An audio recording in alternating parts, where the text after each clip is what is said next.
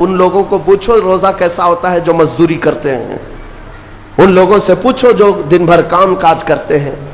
میرے عزیزوں، روزے رکھنے کے بعد کیا رب تبارک و تعالی کسی کو اس کی طاقت سے زیادہ تکلیف دینا چاہتا ہے؟ نہیں میرے عزیزوں، وہ رحمان ہے۔ اس نے جب تمہیں ماں کے پیٹ میں 9 مہینے رزق دیا تو کیا کائنات میں نہیں دے گا؟ تمہیں ماں کے پیٹ میں بھی رزق دیتا رہا۔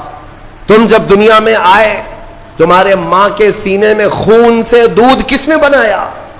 تمہارے رزق کا انتظام کرنے والا وہ خدا اگر تمہیں حکم دیتا ہے کہ صبح سے لے کر شام تک بھوکے رہو تو یہ اس کا ظلم نہیں بلکہ یہ عین کرم ہے۔ اللہ تبارک و تعالیٰ کا رحم ہے تم پر کہ وہ مولا ہماری اصلاح چاہتا ہے کہ ہمارے اندر تقوی آ جائے، جسم میں بھی اور روح میں بھی۔ اب ایک اور بات میں آپ کو بتا دوں، میں نے ایک بات پڑھی تھی نفس کے متعلق، یہ نفس امارہ۔ اسی لیے امام غزالی رحمۃ اللہ تعالیٰ علیہ نے فرمایا اللہ کی جو مخلوق ہے وہ 3 طرح کی ہے، ایک فرشتے، دوسرے انسان، تیسرے جانور۔ یہ 3 الگ الگ قسم کی مخلوق ہیں کیونکہ اللہ تعالیٰ نے تینوں کو جو چیزیں دی ہیں ان میں فرق ہے۔ فرشتوں کو اللہ نے عقل دیا ہے، نفس نہیں ہے۔ نفس، شہوت، برائی کرنے کی خواہش فرشتوں کے اندر ہے ہی نہیں، وہ سوچ بھی نہیں سکتے برائی کرنے کا۔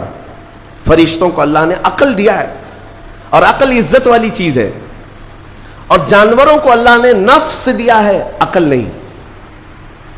عقل والے نہیں ہیں جانور، عقل والے نہیں، لیکن نفس ہے، شہوت ہے، شہوت بھی ہے، نفس بھی۔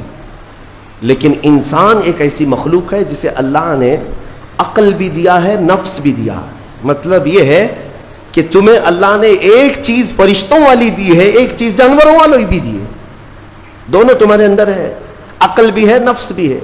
لیکن امام غزالی فرماتے ہیں توجہ، جو بندہ نفس ہونے کے باوجود گناہوں سے اپنے آپ کو بچا لیا وہ بندہ فرشتوں سے بھی افضل ہے۔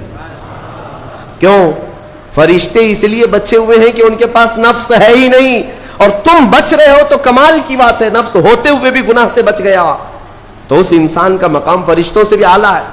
لیکن ساتھ ہی امام غزالی یہ بھی فرماتے ہیں عقل ہونے کے باوجود اگر گناہوں سے نہیں بچتا تو پھر وہ جانوروں سے زیادہ ذلیل ہے، کتے اور خنزیر سے بھی گیا گزرا ہے، کیونکہ جانور تو بیچارہ معذور ہے، اسے عقل نہیں ہے، نفس ہے۔ تمہارے پاس عقل ہے اس کے باوجود حرام کاریاں کر رہے ہو تو جانوروں سے زیادہ گر گئے۔ فیصلہ تمہارے ہاتھ میں ہے کہ تم کون سی زندگی گزارنا چاہتے ہو۔